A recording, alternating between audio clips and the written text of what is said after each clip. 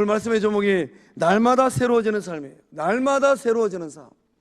예배 전에 나오신 성도님들은 예수님 만나고 그 삶이 얼마나 변화되었을까요? 우리 영적 공동체가 지난 2주를 통하여서 또 존귀한 또 거룩한 직분자들을 세워냈습니다. 우리 성도님께서 영적 공동체를 통하여서 또 장로의 직분을 받고 안수 집사의 직분을 받고 권사의 직분을 받고 그 직분자의 삶을 살아가실 때에 얼마나 더 변화된 그 삶을 살아내셨을까요? 소망합니다. 주님께서 세워주신 우리 장로님들, 안수 집사님들, 권사님들을 통하여서 영적 공동체가 더 예수님을 닮아가는 복된 주의 전 주의 몸 된 줄로 믿습니다. 어느 나라의 도시 사진을 좀 한 2장 정도 보도록 하겠습니다.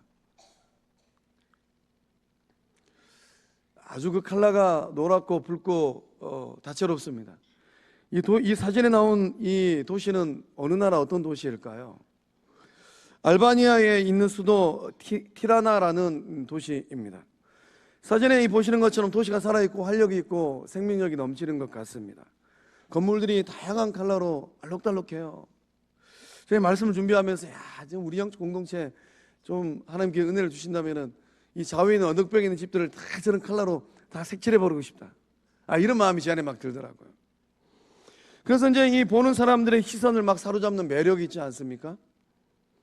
마치 잘 그려진 한 폭의 이 도시의 이 거리가 그림 같기도 합니다. 알바니아 이 수도 이 티라나가 이전에는 이렇게 컬러풀하고 멋진 도시가 아니었다고 해요. 에디라마는 2000년부터 2011년까지 이 알바니아의 수도 티라나의 시장의 역할을 감당했습니다. 또 2013년부터 지금까지는 알바니아의 총리직을 감당하고 있어요. 에디라마가 이 알바니아의 수도 이 티라나의 시장이 되었을 때의 도시의 모습, 그 도시의 모습은 어떠했겠습니까? 아주 더럽고 위험한 도시의 모습이었답니다. 수십 년간 이 독재에 짓눌렸습니다. 공산 정권이 몰락한 후에 이 심각한 자원 부족으로 10년간은 혼란기를 보냈다고 해요. 1990년 후반에 이 티라나는 부패와 조직 범죄의 온상이 되었다고 합니다. 소매치기와 매춘부들이 이 길거리 모퉁이에서 어슬렁어슬렁했다고 해요. 그러니 시민들이 마음껏 거리를 활보할 수 있었겠습니까? 거리 곳곳에는 쓰레기 더미가 쌓이고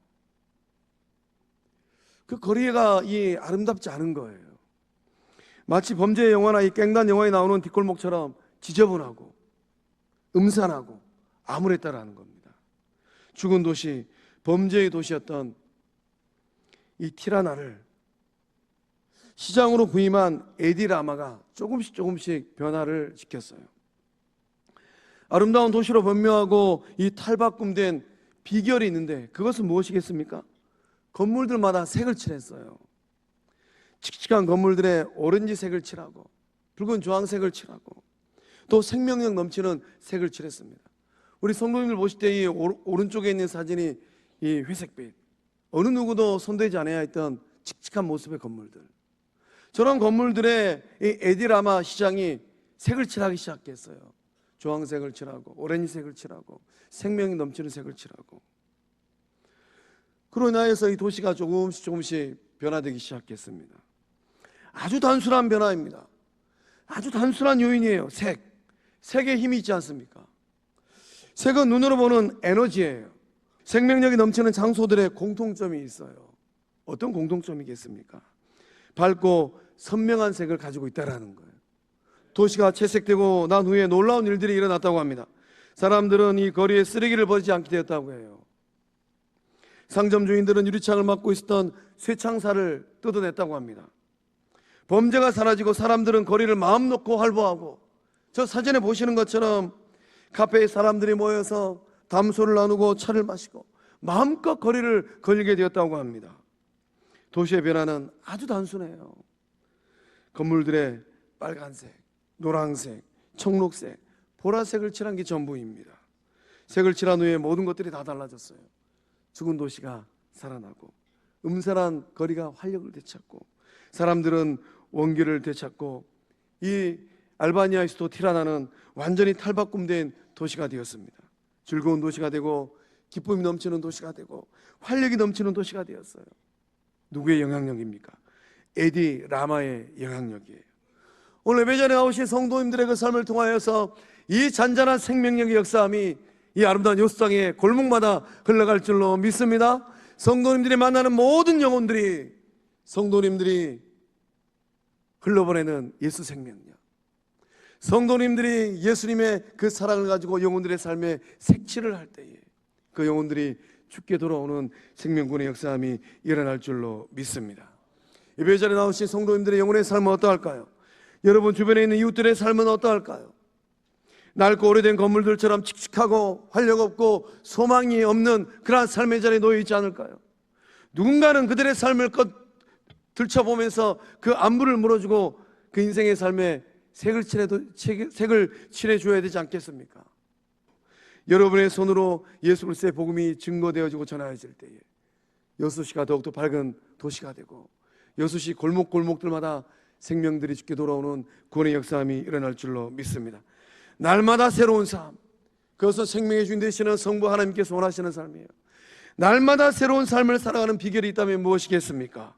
우리의 속사람을 가꾸어내는 겁니다. 우리 16절의 말씀을 믿음으로 함께 읽어보겠습니다. 시작.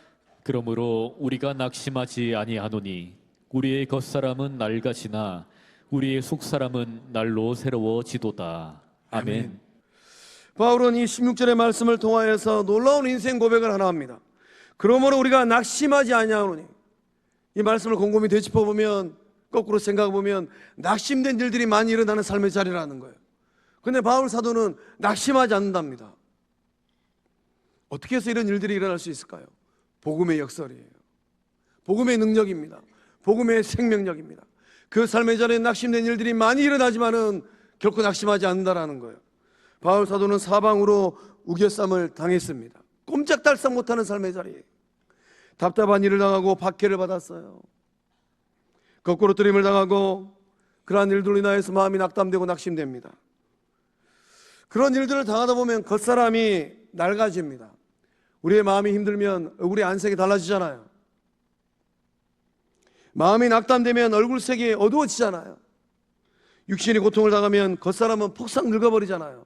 체중이 빠지고 이마에 주름살이 생기고 허리가 굽어버리고. 바울 사도는 그러한 삶의 자리에 놓여 있었습니다. 그리함에도 불구하고 낙심하지 않는 그 비결은 어디에 있겠습니까?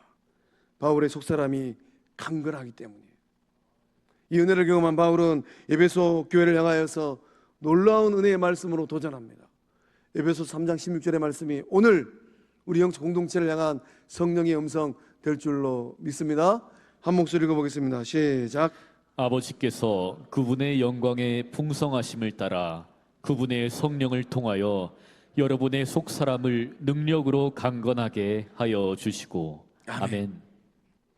속사람이 강건한 사람은 성령으로 충만한 사람입니다.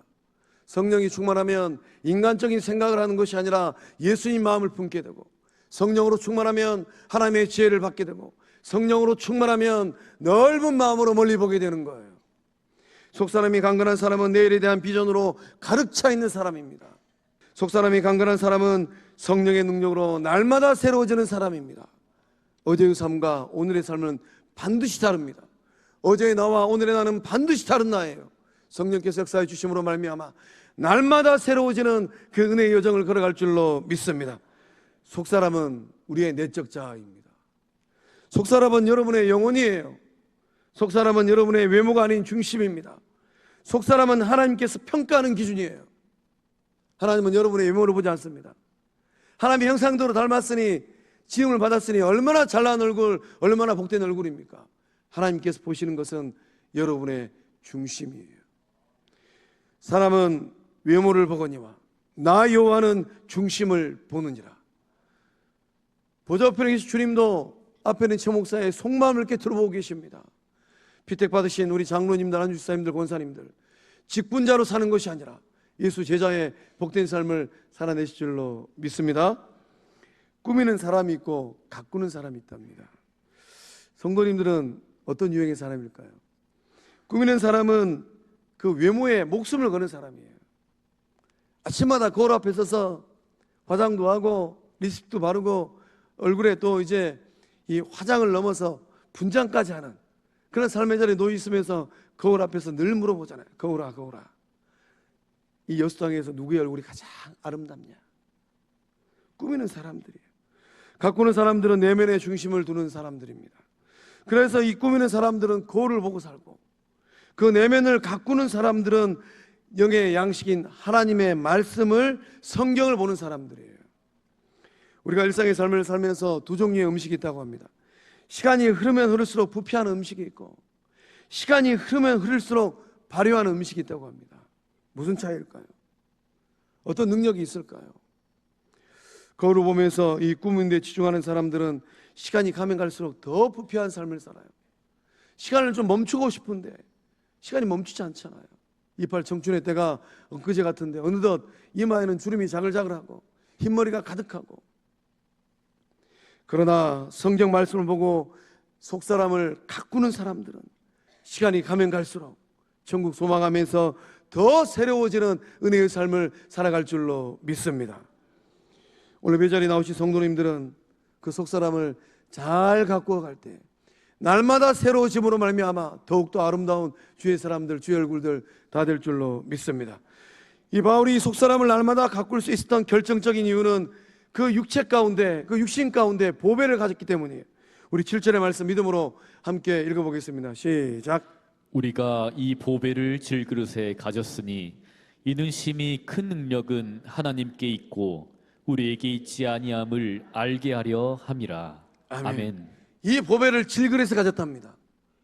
질그릇 같은 육체, 언제든지 깨어질 수 있는 육체. 그러나 그 보배를 그 질그릇 안에 가졌답니다. 무엇이 보배입니까? 예수님의 복음이 보배이고, 예수님의 생명이 보배이고, 예수님의 사랑이 보배인 줄로 믿습니다. 그 보배를 질그릇 안에 소유하고 있는 저와 여러분, 거룩한 믿성광교회 된 줄로 믿습니다. 우리 주변에는 잿빛 도시 이 티라나처럼 그렇게 살아가는 영혼들이 많이 있을 것 같아요. 누가 그들의 영혼의 삶에 예수 사랑의 색을 더 칠할 수 있을까요? 영원한 영광의 색을 칠하고 보이지 않는 하나님의 영광의 색을 누가 칠해줄 수 있겠습니까? 그 보배를 가진 저와 여러분이 그 영혼들의 삶에 아름다운 생명의 색을 더 칠하여 주는 은혜의 손들 다 될 줄로 믿습니다. 예수 사랑, 예수 소망, 예수 생명, 그 보배압을 가진, 그 보배를 가진 우리 모두 다 된 줄로 믿습니다. 날마다 새로워지는 삶의 두 번째 비결은 미래의 영광으로 현재를 해석하는 겁니다. 미래를 바라보는 힘을 가꾸는 거예요. 우리 17절의 말씀을 한 목소리로 읽어보겠습니다. 시작. 우리가 잠시 받는 환난에 경한 것이 지극히 크고 영원한 영광에 중한 것을 우리에게 이루게 함이니. 아멘. 바울은 경한 것과 중한 것에 대한 말씀을 고백합니다. 가벼운 것과 무거운 것이 있다라는 거예요. 성도님들의 인생살이 가치관 가운데 무엇이 가볍고 무엇이 중할까요? 여러분의 인생의 중한 것들은 무엇일까요? 말씀 잘 들어보시고, 주님께서 원치 않은 것들을 내가 지금 중하게 생각하고 있었구나 라는 깨달음이 있다면 가벼운 것들은 내려두시고 정말로 중한 것을 인생의 최고의 가치관으로 발견하는 주의 백성들 다 되실 줄로 믿습니다. 우리의 삶에는 경한 것이 있고 중한 것이 있습니다. 대수롭지 않게 여기는 일들과 아주 중하게 여길 일들이 있다는 거예요. 바울은 잠시 받는 환난을 경한 것으로 여겼습니다. 실상은 어떠합니까? 바울이 살고 있는 그 인생의 실상, 잠시 받는 환난이 너무 고통스러워요. 복음을 위하여, 예수님을 위하여서 수고를 넘치도록 했습니다. 옥에 갇히고 매도 수도 없이 맞고 여러 번 죽을 뻔하였어요. 한마디로 하면 바울의 인생이 죽을 고생, 또 죽을 고생, 또 죽을 고생을 했다라는 거예요. 이런 환난을 바울은 가볍게 여겼답니다. 바울이 이상주의자여서 그렇게 고백하고 있는 것입니까? 바울은 강철 인간이어서 그렇게 고백하고 있는 것입니까? 그게 아니에요. 바울도 굶으면 배가 고프고, 바울도 맞으면 아프고, 바울도 갇히면은 감옥에 갇히면 답답합니다. 사경을 헤맬 때는 아마 사랑하는 사람들의 얼굴이 눈에서 아른아른했을 것 같습니다. 아들 디모데의 얼굴, 아들 디도의 얼굴이 눈에서 아른아른했을 것 같아요. 그럼에도 불구하고 이런 상황을 가볍게 여기는 이유가 있다면 무엇일까요? 지극히 크고 영원한 영광으로 환난과 고통의 삶을 색칠했기 때문입니다. 색을 칠한다는 것은 해석한다라는 거예요. 미래의 영광, 장차 도래할 영광으로 현재의 삶, 고통의 삶, 환난의 삶을 해석했다라는 거예요.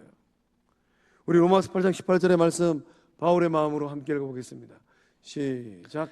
현재의 고난은 장차 우리에게 나타날 영광과 비교할 수 없도다. 아멘. 아멘. 저는 본문의 말씀 묵상하면서 오늘 새벽에 저에게 주신 하나님의 음성이 있었습니다. 나는 지금 무엇 하려고 살고 있는가? 성도님들은 지금 무엇 하려고 살고 계실까요? 우리 영적 공동체는 지금 무엇 하려고 이 땅 가운데 이렇게 우뚝 서 있을까요? 올림픽에서 금메달을 딸 생각으로 땀방울을 흘리고 있는 선수들, 그 선수들에게는 극에 달하는 고통이 장차 올림픽에서 딸 금메달과 비교하면 아무것도 아니에요. 비록 지금 내가 아무리 힘들고 어려운 훈련의 장에 놓여있다 하더라도 1년 뒤에 이루어질 올림픽에서 금메달 딸 것을 생각하면 그 어려움을 다 딛고 일어섭니다. 바울도 그랬다라는 것이에요. 현재의 삶이 아무리 고통스럽고 절망스럽다 하더라도 장차 맞이할 예수 그리스도의 생명, 장차 맞이할 예수님의 영광, 예수의 부활에 동참할 것을 생각하면 현재의 고난이 아무것도 아니라는 것입니다. 영혼의 관점으로 현재를 해석하면, 그 영혼의 관점으로 현재의 영혼의 삶을 색칠하면 어떤 어려움도 고난도 이겨낼 수 있어요. 영적 공동체를 섬기시는 중직분자 되시는 항존직 되시는 장로님들, 안수 집사님, 권사님들, 일희일비하지 마시기를 바랍니다. 영원한 영광, 영원한 관점으로 오늘을 바라보면 지금 우리가 경험하고 있는 이 일들은 잠시 잠깐 지나갈 찰나의 순간들입니다. 시간이 조금만 지나고 나면 우리의 인생의 추억록을 떠들어 보면서 그때 그런 일이 있었지, 다 추억거리가 될 일들이잖아요. 그런 일들 앞에서 왜 일일일비 하시는지, 그런 일들 앞에서 왜 마음을 열지 못하고 각을 세우시고 힘들게 하시는지, 아직도 여전히 그 앙금이 있다면 10년 전 일들, 5년 전 일들, 7년 전 일들, 여전히 그 마음 가운데 앙금이 있다면 오늘 예배의 말씀을 통하여서, 예배를 통하여서 다 털어내는 주의 친백성들, 일꾼들, 직분자들 다 될 줄로 믿습니다. 바울은 현재의 고난에 묶여있지 않습니다. 현재의 고난이라는 인생의 어둠과 아픔과 고통이 있다 하더라도 바울은 영광의 빛으로, 영원한 영광으로 그 인생을 덧칠했어요. 사랑하는 송광의 성도 여러분, 영원한 영광으로 예수님 만날 그날, 예수님 생명으로 여러분 마음을 덧칠하시기 바랍니다. 현재의 고난을 덧칠하시기 바랍니다. 그 은혜가 여러분의 삶을 더욱더 밝고 아름답고 건강한 예수 제자의 삶 되게 하실 줄로 믿습니다. 날마다 새로워지는 세 번째 비결은 보이지 않는 것에 집중하는 거예요. 18절의 말씀 함께 읽어보겠습니다. 시작. 우리가 주목하는 것은 보이는 것이 아니요 보이지 않는 것이니 보이는 것은 잠깐이요 보이지 않는 것은 영원함이라. 아멘.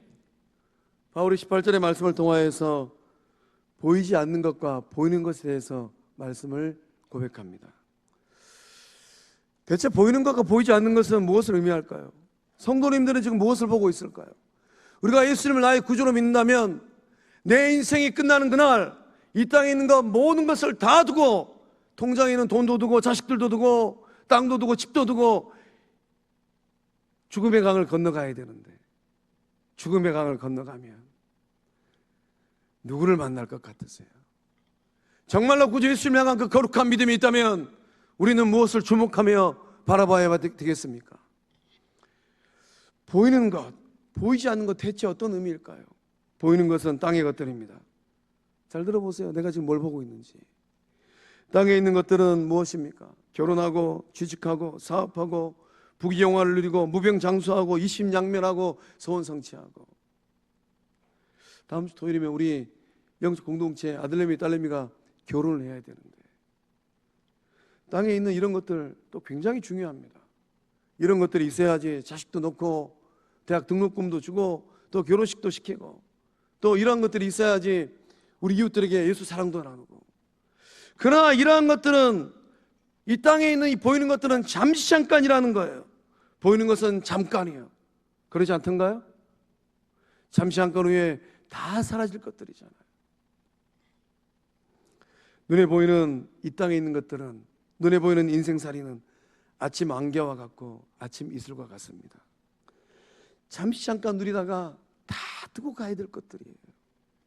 때가 되면 다 두고 가야 될 것들, 유한하고 영원하지 못한 것들입니다. 혹자는 이러한 것들을 바라보면서, 그런 인생을 바라보면서 참 인생살이 더덥구나. 어떤 이는 평생 모은 재산 한 푼도 써보지 못하고 죽음의 강을 건너가 버리잖아요. 그래서 세상에 있는 많은 사람들이 인생 무상하구나, 보이는 것에 너무 많은 마음을 두지 마시기를 바랍니다. 잠시 있다가 사라질 것들, 너무 많은 의미를 두면 사라진 그 어느 순간에 정신줄을 놓고 우울증에 빠지고 삶의 의미를 상실해버려요. 그래서 욥기를 읽는 우리는 얼마나 복입니까? 욥은 한나라시에 모든 것 다 잃어버렸잖아요. 자식들도 다 잃어버리고 그 많던 재산들도 다 잃어버리고, 그러나 욥은 이 땅을 바라본 것이 아니라 오직 하나님을 바라보고 그 어려운 시기를 딛고 일어선 영적 아비가 된 줄로 믿습니다. 눈에 보이지 않는 것들은 무엇일까요? 눈에 보이지 않는 것들, 눈에 보이지 않는 것들은 영적인 것들, 영원한 것들입니다. 영이신 하나님, 부활하신 예수 그리스도, 우리 가운데 운행하고 계시는 성령 하나님, 영원한 생명, 천국, 지옥, 백보자 심판, 지옥 불목 같은 것들, 이런 것들은 눈으로는 절대로 볼 수가 없어요. 영의 눈이 열리지 않으면 절대로 볼 수 없는 영원한 것들, 만질 수도 없고 소망할 수도 없습니다. 예배전에 나오신 성도님들, 이제 유의 눈을 잘 뜨고 계시는 것 같으니까 영의 눈을 더욱더 크게 뜨고 영원하신 하나님을 바라보고 예수님 바라보고 성령님 바라보고 천국 바라보고 영원한 생명을 바라보는 주의 사람들 다 될 줄로 믿습니다. 주목한답니다. 주목하는 것, 어떤 의미입니까? 시선을 고정하는 거예요. 뚫레뚫레 쳐다보는 것이 아니라 집중하는 거예요. 집중, 몰두하는 것입니다. 우리가 인간의 육을 가지고 이 세상을 살아갑니다. 세상도 바라봐야 되겠고 천국도 바라봐야 되겠고, 세상의 한 발자국 한 발, 하나님 나라의 한 발, 이거는 아니올 시다입니다. 예수님을 구주로 믿는 주의 친백성들은 오직 주님만을 바라보고 초집중하고 몰두하고 믿음의 길을 걷고 있는 줄로 믿습니다. 인생은 무엇을 주목하느냐에 따라서 인생의 희비쌍곡선이 달라지는 것 같아요. 예배전에 나오신 성도님들, 무엇을 주목하고 계실까요? 성도와 제자와 교회는 무엇을 주목해야 될까요? 오늘 우리는 믿음의 시선으로 누구를 바라보아야 되겠습니까? 보이지 않는 것, 영원한 것들, 보좌 우편에 계시는 예수님을 집중하고 생명의 구름 되시는 하나님을 집중하고 우리 가운데 운행하시는 성령님을 집중하고 하나님께서 선그으시면 그날 이 땅에 있는 것들 다 두고 우리가 가야 될 주님 계신 저 천국을 향하여서 집중할 때 날마다 새로운 은혜의 삶 살아내실 줄로 믿습니다. 사랑하는 성광의 성도 여러분, 날마다 새로워지는 삶을 살아내기를 소망하실까요? 그 속사람을 은혜로 가꾸시고 사랑으로 색칠하고 성령 충만하시기를 바랍니다. 영원한 영광으로 오늘 고난을 해석하시기를 바랍니다. 보이지 않는 영원하신 성삼일체 하나님을 집중할 때에 날마다 새로워지는 은혜의 삶들 다 될 줄로 믿습니다. 기도하시겠습니다.